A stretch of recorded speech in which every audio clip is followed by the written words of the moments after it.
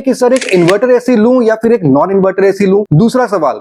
Sir एक 3 star AC लूं या फिर एक 5 स्टार एसी लूं, कि 3 स्टार एसी कौन से सिनेरियो में लेना चाहिए और कौन से सिनेरियो ऐसे हैं जहां पर एक 5 स्टार एसी प्रेफर करना चाहिए। तो दोस्तों सबसे पहले पकड़ते हैं, सबसे पहला सवाल वो है इन्वर्टर एसी या फिर नॉन इन्वर्टर एसी, कौन सा एसी आपको लेना चाहिए। On any given day inverter AC आपके नॉन इन्वर्टर एसी के मुकाबले ज्यादा बिजली की सेविंग करता है, काफी ज्यादा। लेकिन अगर आप एक इन्वर्टर एसी लेते हैं तो आपकी कूलिंग स्लो करेगा और आपकी कूलिंग इतनी अच्छी नहीं करेगा जितनी अच्छी नॉन इन्वर्टर एसी करता है। आपको कहीं ना कहीं कॉम्प्रोमाइज करना पड़ेगा। एक नॉन इन्वर्टर एसी की जो कूलिंग है वो ऑन एनी गिवन डे एक इन्वर्टर एसी के कूलिंग से ज्यादा बेहतर होती है। देखिए हम ज्यादातर एसी जो लेते हैं ना, हमारा मेन पर्पस होता है कूलिंग, और अगर कूलिंग में ही सेटिस्फेक्शन नहीं मिलेगी तो इसीलिए अगर आपको एक प्रॉपर कूलिंग चाहिए, जल्दी कूलिंग करने वाला एसी चाहिए, तो आपको एक नॉन इन्वर्टर एसी के साथ जाना चाहिए। लेकिन अगर आपकी जो मेन प्रायोरिटी है वो ये कि कूलिंग ठीक ठाक हो जाए, चाहे थोड़ी बहुत स्लो कूलिंग हो, लेकिन आपको बिजली की जो बचत है वो आपके लिए ज्यादा इंपॉर्टेंट है,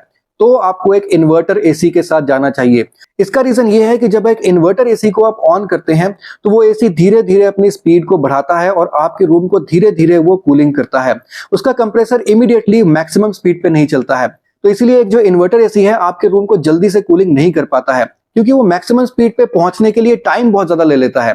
लेकिन एक जो नॉन इन्वर्टर एसी होता है उसको आप जैसे ही ऑन करते हैं वो सीधा अपने मैक्सिमम स्पीड पे चलता है और रूम के टेम्परेचर को जल्दी से वो डाउन ले आता है, और जिस टेम्परेचर पे आपने एसी को सेट किया होता है उस टेम्परेचर पे जैसे ही पहुंचता है वो कट ऑफ हो जाता है और आपका एसी का कंप्रेसर बंद हो जाता है। तो एक तो वो ऑन ऑफ होता रहता है, इसलिए वो बिजली ज्यादा खाता है, और दूसरी बात कि वो अपने मैक्सिमम स्पीड पे चलता है, इसीलिए भी वो बिजली ज्यादा कंज्यूम करता है। लेकिन इन्वर्टर में ऐसा नहीं होता, वो धीरे धीरे आपके रूम के टेम्परेचर को रीच करेगा। जिस टेम्परेचर में आपने इसको सेट किया होगा, जैसे ही उस टेम्परेचर पे वो पहुंचता है तो वो अपने स्पीड को धीरे धीरे जो है ना वो कम कर लेता है, और जैसे अपने स्पीड को बहुत ज्यादा वो कम कर लेता है तो वहां पे बिजली की जो खपत है वो बहुत कम होती है और आपकी जो रूम की कूलिंग है ओवरऑल मेंटेन रहती है। कैसे सिनेरियोज हैं जहां पर आप आंख बंद करके आपको एक नॉन इन्वर्टर एसी ही लेना चाहिए, और कैसे सिनेरियोज हैं जहां पर एक इन्वर्टर एसी आपको प्रेफर करना चाहिए। एक आप थंब रूल मान के चल सकते हैं, जहां पर जिस रूम में एयर की जो लीकेज है वो बहुत ज्यादा है या फिर एयर को ठंडा रख पाना बहुत मुश्किल है, उस रूम में आपको नॉन इन्वर्टर एसी लगाना चाहिए। और जिस रूम में एयर की लीकेज बहुत कम है या फिर नहीं है, बिल्कुल एयर टाइट रूम है, या फिर जिस रूम में सनलाइट वगैरह बिल्कुल ही नहीं गिरती है और उस रूम में आप ठंडक को काफी देर तक मेंटेन रख सकते हैं, ऐसे रूम के लिए आपको एक इन्वर्टर एसी लेना चाहिए। फॉर एग्जाम्पल, जैसे अगर आपकी एक शॉप है, वहां पर बार बार दरवाजा खुलता है बंद होता है, कस्टमर्स आते जाते रहते हैं, तो वहां पर आपको एक नॉन इन्वर्टर एसी लेना चाहिए, क्योंकि वहां पर अगर आप एक इन्वर्टर एसी लेते हैं तो वो इन्वर्टर एसी आपके शॉप की जो टेम्परेचर को सही तरीके से मेंटेन नहीं कर पाएगा, क्योंकि बार बार जब दरवाजा खुलता है तो शॉप के अंदर की ठंडक जो मेंटेन है वो नहीं रहती है और फिर से एसी को अपने हाई स्पीड में चल के उसको कूलिंग करनी पड़ती है। तो वहां पर इन्वर्टर एसी लेने का कुछ फायदा नहीं हो पाता है,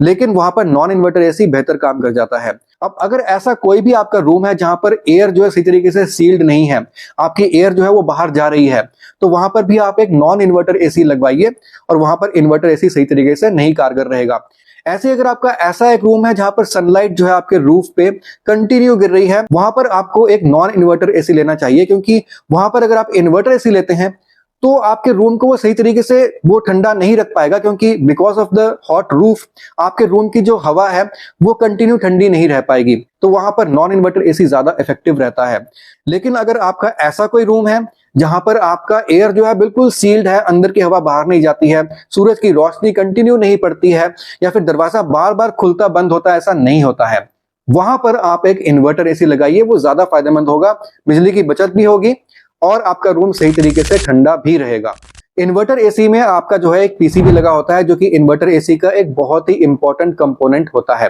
अब ये जो पीसीबी होता है, ज्यादातर एयर कंडीशनर्स आपको 5 साल की वारंटी पीसीबी पे दे देती हैं, लेकिन 5 साल के बाद क्या, 5 साल के बाद अगर आपका पीसीबी खराब होता है तो वहां पर वारंटी में तो वो कवर्ड नहीं होगा, और यहां पर अगर आपका पीसीबी खराब होता है तो 5,000 से लेके 15,000 रुपए तक कहीं पर भी आपको खर्चा करना पड़ सकता है, depending upon the brand and depending upon the availability of the PCB. और दोस्तों with in 5 years warranty also, अगर आपका पीसीबी पावर सर्ज के कारण खराब होता है, यानी कि अचानक से ज्यादा वोल्टेज आ गई, आपका पीसीबी खराब हो गया, वहां पर आपका पीसीबी वारंटी में कवर्ड नहीं होगा, वहां पर आपको अपने पैसों से पीसीबी ठीक करवाना होगा। अगेन 5 से 15,000 रुपए तक कुछ भी लग सकते हैं आपके। तो यहां पर आपको इस बात का ध्यान रखना पड़ेगा, एक इन्वर्टर एसी में आपका खर्चा बढ़ सकता है, स्पेशली अगर आपने एक स्टेबलाइजर नहीं लगवाया है, या फिर स्टेबलाइजर लगाने के बाद भी किसी रीजन से अगर आपके एसी में अचानक से पावर सर्ज आ जाता है, पीसीबी खराब हो जाता है, तो वहां पर आपको जो है खर्चा करना पड़ता है। तो यहाँ पर दोस्तों कूलिंग की अगर आपको सेटिस्फेक्शन चाहिए तो आपको एक नॉन इन्वर्टर एसी ही लेना चाहिए। अदरवाइज अगर आपका बिजली का जो सेविंग है वो आपका मेन मुद्दा है, तो आपको एक इन्वर्टर एसी लेना चाहिए। अब दोस्तों चलते हैं अपने अगले सवाल पे, जो कि सबसे ज्यादा लोग पूछते हैं, वो है कि एक 3 स्टार एसी लें या फिर एक 5 स्टार एसी लें। देखिए यहाँ पे मेरी रिसर्च है, अगर आपको अपनी रिसर्च करनी है, अपनी रिसर्च आप कर सकते हैं, लेकिन जहां तक मेरी रिसर्च बताती है मैं वो आपको रिजल्ट बताता हूं। मेरी रिसर्च ये कहती है कि अगर आपके एसी की जो रनिंग है अगर वो 12 घंटे से 13 घंटे से कम है तो आपको एक 3 स्टार एसी लेना चाहिए, और अगर आपके एसी की जो रनिंग है वो 12 घंटे या फिर 15 घंटे से ज्यादा है तो आपको एक 5 स्टार एसी लेना चाहिए। ये कुछ इस तरीके से है कि आपको एक डीजल गाड़ी लेनी चाहिए या फिर एक पेट्रोल गाड़ी लेनी चाहिए। यहां पर हम एक सिंपल रूल लगाते हैं कि भाई अगर गाड़ी की रनिंग कम है तो आपको एक पेट्रोल गाड़ी लेनी चाहिए, और अगर गाड़ी की रनिंग बहुत ज्यादा है तो आपको एक डीजल गाड़ी लेनी चाहिए। अब इसी तरीके से एयर कंडीशनर्स में भी अगर आपके एसी की रनिंग बहुत ज्यादा है तो आपको एक 5 स्टार एसी ज्यादा सही रहता है, क्योंकि 5 स्टार एसी आपका ऑन एनी डे आपके 3 स्टार एसी के मुकाबले कम से कम 10 से 12,000 रुपए ज्यादा महंगा होता है। इसलिए अगर आप 5 स्टार एसी लेते हैं तो 10 से 12,000 रुपए जो आप एक्स्ट्रा खर्च रहे हैं as compared to 3 star AC, वो 10 से 12,000 रुपए कितने सालों में आपको वापस मिल रहे हैं। अब पर ईयर आप बिजली में कितना सेविंग कर रहे हैं उसको हर साल आप जोड़ते जाइए। जब वो 10 से 12,000 रुपए बन जाएगा तब जाके आपकी एसी की जो कॉस्ट है ना वो रिकवर होगी। आपकी एसी की रनिंग अगर 12 से 15 घंटे से ज्यादा होती है ना तो आपके 3 से 4 साल में वो पैसे जो है ना 10 से 12,000 रुपए जो आप एक्स्ट्रा खर्चते हैं वो 3-4 साल में वो रिकवर हो जाते हैं। लेकिन अगर आपके एसी की रनिंग 12 घंटे से कम है